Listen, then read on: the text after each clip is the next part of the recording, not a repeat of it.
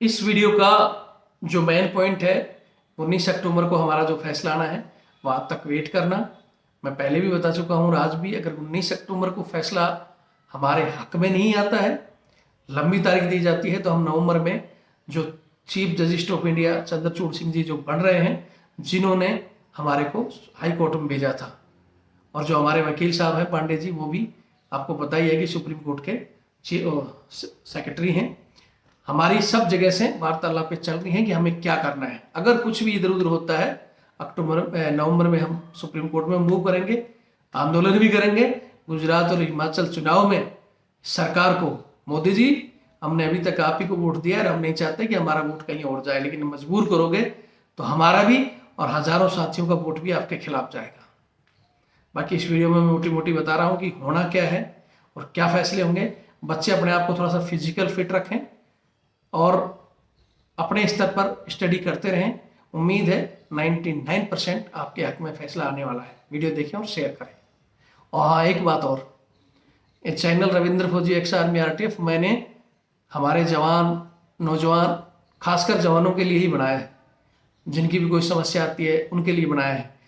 और इस चैनल से वो लोग जुड़े जो खुद के साथ साथ दूसरी समस्याओं को भी फाइट कर सकें और एक दूसरे का साथ दें, अपनी ताकत बढ़ाएं। जय हिंद, जय भारत, वंदे मातरम। मैं रविंद्र फौजी। जैसा कि आप सभी को पता है कि हमारा आर्मी एग्जाम, एयरफोर्स ज्वाइनिंग, उम्र सीमा में छूट और अग्निपथ में बदलाव के लिए जो हमारा केस डला हुआ है, उसकी सुनवाई 19 अक्टूबर को है, सबसे पहली बात। और अब इस केस सिलसिले में बहुत से बच्चों के पास लेटर आ रहे हैं, मेल वगैरह आ रही है, तो इसमें भी बहुत सारे लोग वीडियो डाल रहे हैं। मेरे पास भी बच्चों के लगातार कॉल आ रहे हैं कि सर क्या होगा, 19 तारीख को क्या होना है। इसके बारे में मैं मोटा मोटा आपको बताने की कोशिश करूंगा वीडियो में कि आगे क्या हो सकता है और क्या नहीं। आर्मी से क्या जवाब दिया जा रहा है, वो सारी चीज़ें जो हमारी वकील साहब से सबसे बात हो रही है, वो इस वीडियो में मैं बताने की आपको कोशिश करूंगा। सबसे पहले तो बता देता हूं कि अंतर्यामी नहीं हूं मैं, कि वो जज साहब क्या लिखेंगे ये अभी तक किसी को नहीं पता। कोई भी न्यूज़ चैनल आपको अगर ये झूठी कहानी डाल डाल कर रोज न्यूज़ सुना रहा है तो वो बकवास है। और मैं ये रविंद्र फौजी एक्स आर्मी आरटीपी जो मेरा चैनल है, मैं इसमें 100% कोई मेरे पास न्यूज़ आती है या हम जो चीज़ की लड़ाई लड़ते हैं वही इसमें डालते हैं। झूठी बकवास या झूठे इधर उधर से कंटेंट डालकर मेरा मकसद नहीं है कि इसमें अपना व्यू बढ़ाऊं या पैसा कमाऊं, ऐसा मेरा मकसद नहीं है। यहाँ ना ही हमारा कोई न्यूज़ चैनल है जो दिन रात आज की खबर ये है, आज की खबर है, ये भी हम नहीं सुनाते। इसलिए मैं बच्चों को कहना चाहता हूँ कि बहुत से लोग आपको गुमराह करने के लिए कोई कोर्ट के सामने वीडियो, कोई कहीं वीडियो, लगातार इतनी वीडियो डाल रहे हैं कि बच्चों का माइंड ही घूम चुका है। वो बच्चे जो पहले ही 2 साल से दुखी थे, फिर कुछ उनमें से मजबूरी में अग्निपथ भर्तियों में गए थे, वहां भी इनके साथ जो बर्ताव हुआ आप सबको पता है। कैसे कैसे लोगों को पकड़ा गया, डंडे मारे गए, हाइट में निकाला गया।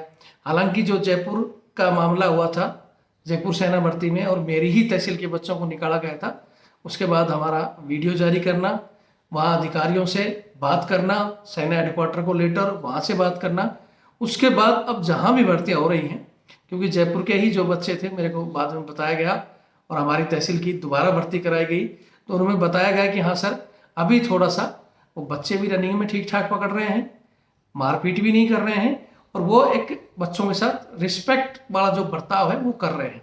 हालांकि मैंने उस दिन वीडियो में हमारे अधिकारियों को और जवानों को भी थोड़ा भला बुरा कहा था। सही कहा था मैंने कि फौज पर विश्वास है, देश को और इन बच्चों को, कि फौज और उनके अधिकारी कभी न्याय नहीं करेंगे।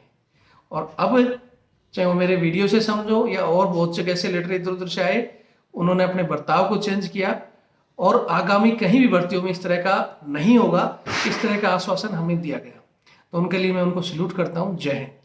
और उसी के साथ मैंने अग्निबार वीर में जो ये केस चल रहा है, इस सिलसिले में भी उनको बताया, तो वो कह रहे हैं कि ये हमारे बस में नहीं, हम इसका जवाब तैयार कर रहे हैं। तो वो क्या जवाब तैयार कर रहे हैं?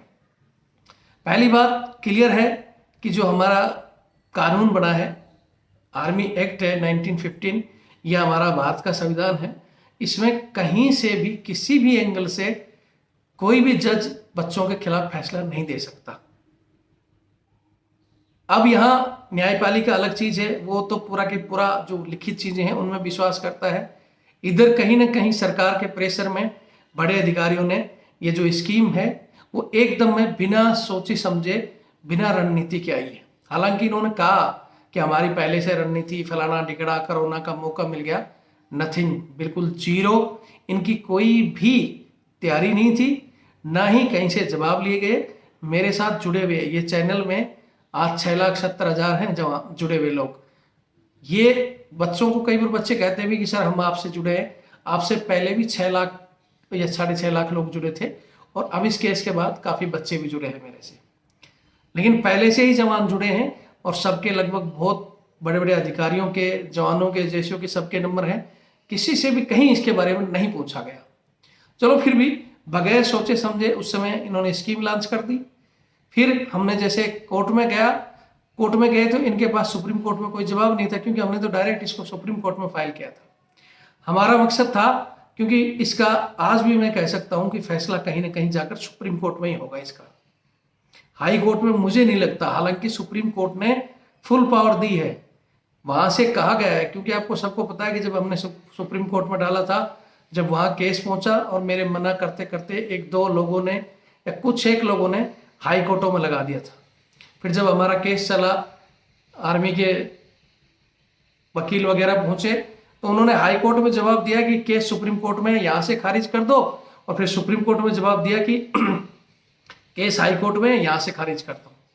लेकिन तब तक हमने वीडियो के माध्यम से, ट्विटर पर, हर जगह इतना बवाल किया कि आज सुप्रीम कोर्ट के जज भी इन चीजों को सुन रहे हैं, हाई कोर्ट के भी, देश के हर बड़े लोगों की नजर इस फैसले पर है।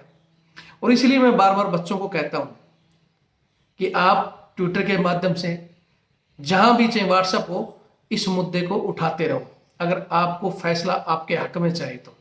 क्योंकि ये तारीखें, फैसला डिले करना, इसका सिर्फ और सिर्फ मकसद क्या होता है कि बात को दबाकर और बात ढीली कर दी जाएगी, बच्चे भी भूल जाएंगे और ये काम भी इनका निकल जाएगा। तो यहां मैं जरूर बच्चों से कहता रहूंगा कि आप कहीं ना कहीं अपनी आवाज को उठाते रहो। ठीक है, आप आंदोलन होता है, दिल्ली नहीं आ सकते, जयपुर नहीं आ सकते, आपके घर बैठे ट्विटर अकाउंट बनाकर उसको कर सकते हो। अगर जितना हाईलाइट रखोगे, जितनी आवाज आपके ऊपर तक पहुंचेगी, कुछ नहीं कर सकते तो इन वीडियो को शेयर करोगे, ये चैनल द्वारा सीधे वहां तक जाती हैं बातें। तो मेरा कहने का मतलब है, जब वहां से फिर हाई कोर्ट में आया तो वहां जो चंद्रचूड़ सिंह जी, मैंने जो सोचा था, रणनीति थी मेरी कि हमारा फैसला चंद्रचूड़ सिंह जी के पास जाए, ईमानदार और एक होनेस्ट, मतलब बहुत अच्छे जज हैं, भगवान की दया से वहां गया भी। एक दिन हालांकि वो बीमार हुए थे, सभी को लगा नहीं ये तो ये हो गया फलाना, लेकिन उन्होंने तुरंत ही तीसरे दिन तारीख दी, सुना। उन्होंने कहा कि आप हाई कोर्ट, सारों को हाई कोर्ट में ले जाओ और एक व्यू हम देखेंगे हाई कोर्ट का। अगर वहां न्याय नहीं मिलता है तो हम लोग, सुप्रीम कोर्ट कहीं जा नहीं रहा, यहीं बैठा है, और आप आ जाओ, आपको न्याय मिलेगा। आज भी मुझे उनके शब्द याद हैं जो उन्होंने कहा कि हम यहीं बैठे हैं, आ जाओ, आपकी सुनी जाएगी। और हाई कोर्ट को लिखित में दिया गया कि जल्दी से जल्दी और इस फैसले का आप निष्पक्ष निर्णय ले सकते हो। हालांकि बहुत से लोगों को जब हाई कोर्ट में गया तब बोले नहीं ये तो मामला ये हो गया। हाई कोर्ट ने पहली बार में तारीख दी, इन्होंने जवाब मांगे। जवाब वो देता है जिसके पास हो।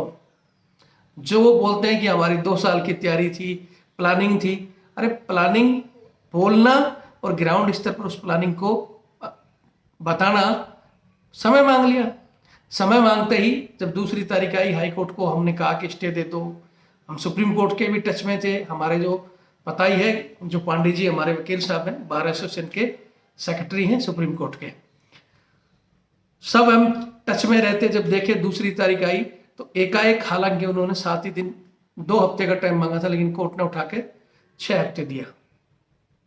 6 हफ्ते में हमें भी लगा कि यार ये तो मामला बड़ा लंबा खिंच गया, और उस समय वास्तव में 1.5 महीना बहुत लंबा लग रहा था। लेकिन अब जब निकल गया और जब नजदीक आ रहा है तो लग रहा है कि समय, क्योंकि समय दिखता बहुत दूर है लेकिन आता है समय जो निश्चित है, जिस दिन जहाँ होना है होकर रहेगा। अब आ गया है 3-4 दिन का समय बचा है और अभी तक भी इनके पास जवाब नहीं है। अब इनकी जो रणनीति थी कि हम फास्ट स्तर पर भर्तियां कराएंगे, वहाँ बच्चों से एफिडेविट वगैरह साइन कराएंगे कि भाई आप कोर्ट में हो, जो भी वहाँ से अपने अपने लिखो फटाफट। उसके अलावा दूसरी रणनीति, अब उम्र सीमा की रुआई, ये कह रहे हैं वहाँ जवाब, इनका जवाब ये देंगे कि जी हम भर्ती कैंसिल नहीं करेंगे, हम उन बच्चों को बुला रहे हैं।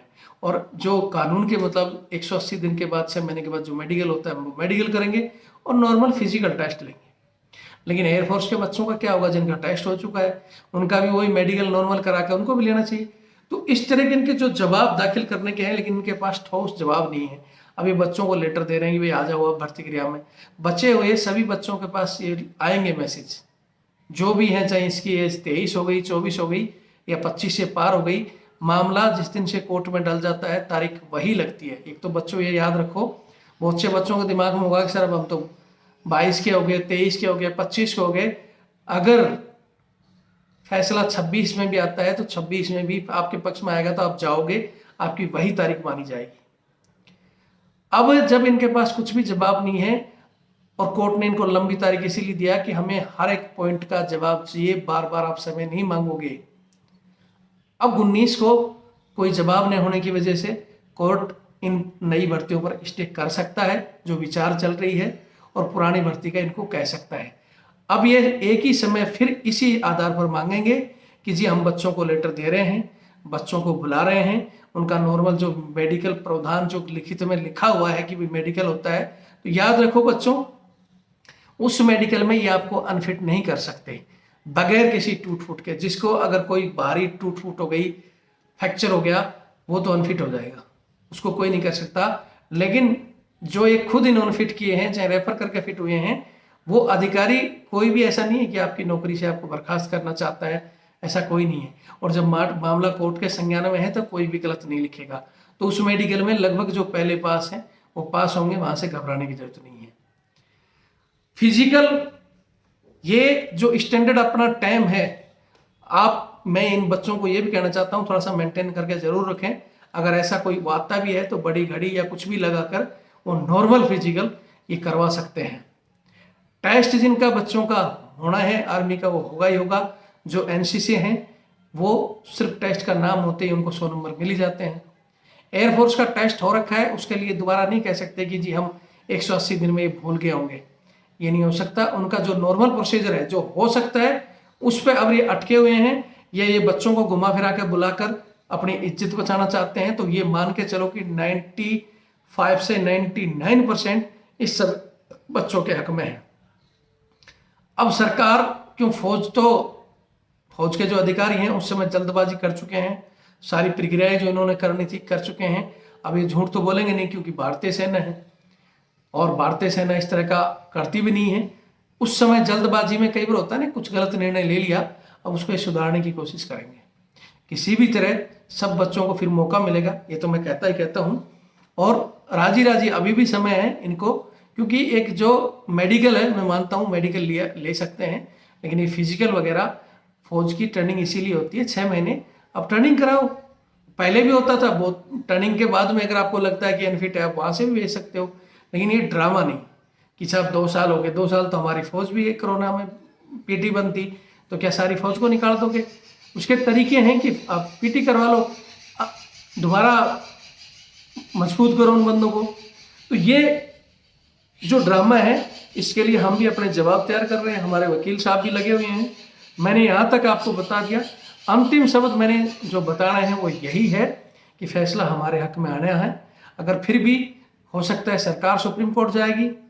अगर हमारा 19-20 होता है, मैंने तो पहले कह दिया कि अब अगर इस 19 तारीख के बाद में कोई भी लंबी तारीख दी जाती है या फैसला हमारे हक में नहीं आता है, तो 8 नवंबर को CJI चंद्रचूड़ सिंह जी देश के नए चीफ जस्टिस ऑफ इंडिया बन जाएंगे, मुख्य न्यायाधीश महोदय, और हम नवंबर को इसको उनके पास पहुंचा देंगे केस को, जिसकी हम कोशिश वार्तालाप कर रहे हैं। आप लोग भी, बच्चों के लिए यही संदेश है कि बच्चे थोड़ा सा अपनी फिजिकल फिट रखें। जो टेस्ट की नॉर्मल तैयारी अपने, मैं नहीं कहता आप एकेडमियों में जाओ, गलती मत कर देना। अच्छी खुद स्टडी करो। हाँ, जब आपकी तारीख आती है उसके बाद आप मेरी तरफ से कहीं भी एकेडमियों में, और एकेडमी भी मैं तो कह रहा हूँ कि जिन एकेडमियों में आपके साथ धोखा किया है उनको छोड़ देना। कुछ एक एकेडमी जो हमारे आंदोलन में हमारे तक साथ रही, जो अभी भी मेरे को कहते हैं कि सर अब हमारा सपोर्ट करो, तो मैं उनको ये कहूँगा कि बच्चों के हक में हमारे में फैसला आ जाता है। तो जो जो अकेडमी हमारे साथ थी, मैं खुद उनका नाम, हाँ भाई ये लास्ट तक दिल्ली गए, ये जयपुर आंदोलन में आए, इन्होंने हमारा सपोर्ट किया, वो सारी चीज़ें उनके लिए हम खुले में बोलेंगे। अभी मैं सिर्फ इस फैसले का वेट कर रहा हूँ। हाँ, बच्चों को इतनी ही मैं आइडिया देता हूँ कि जो अपना नॉर्मल फिजिकल शरीर अपना फिट रखें, नॉर्मल तैयारी रखें, और 19 के बाद सारी कार्रवाई आपको बता देंगे। आगे नहीं माने तो सुप्रीम कोर्ट मूव करेंगे नवंबर में, और नवंबर में जैसा मैंने कहा था कि सरकार अगर बिल्कुल ही हट दरमी पे आ गई, हिमाचल और गुजरात चुनावों में हमारी टीमें जाएंगी और इनके खिलाफ फिर खुले में प्रचार करेंगी। ये मैं मोदी जी से डायरेक्ट और राजनाथ जी को एक संदेश देना चाहता हूँ कि कई बार हो जाता है जल्दबाजी में गलत निर्णय, तो आप उसको वापस लें, इसमें बदलाव करें। ये ना तो नौजवानों के और ना ही जवानों के हक में है। जवानों को जो दिल टूटे हुए हैं, आपकी 6 लाख जवान तो डायरेक्ट जुड़े हुए हैं। आप कहो तो आपको बात, या आप कहो तो कोई खुला एक सम्मेलन करवा लो जवानों के, हजारों जवानों को खड़ा कर दूंगा इस पॉइंट के लिए। लेकिन वो ओपन हो, सब रेजिमेंटों से बंदे बुलाए गए हों, और वो बोलेंगे, हम बुलाएंगे उनसे कि हाँ ये सही है या गलत है। बाकी फिर मैं कह रहा हूँ कि बार बार बच्चे जो कहते हैं सर न्यूज चाहिए डालो फलाना, वो मेरी आदत नहीं है। मैं वैसे ही, मेरे पास इतने केस आ रखे हैं हमारे ही सेना के अंदर किसी के साथ मारपीट के या इधर उधर के छुट्टियों के, तो में हमें उन्हें भी टाइम देना पड़ता है, और वो वीडियो मैंने होल्ड किए हुए हैं खाली इसी केस की वजह से। बाकी वीडियो देखें, शेयर करें। एक ज़रूर ये सूचना ज़रूर याद रखना कि हम एक दूसरे की सपोर्ट करेंगे।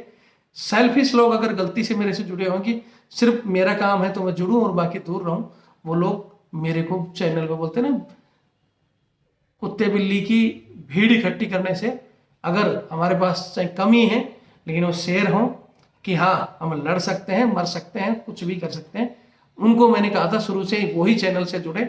उसके बाद में कई बार होता है कि चमचे भी घुस जाते हैं, कुछ और भी आ जाते हैं, वो आ रहे हैं, कमेंट्स भी करते हैं, लेकिन हम ध्यान नहीं देते। झुंड में अगर शेरों के झुंड में घूम रहे हो तो तुम मुसीबत में हो, हम नहीं है। वीडियो देखें और शेयर करें। जय हिंद, जय भारत, वंदे मातरम।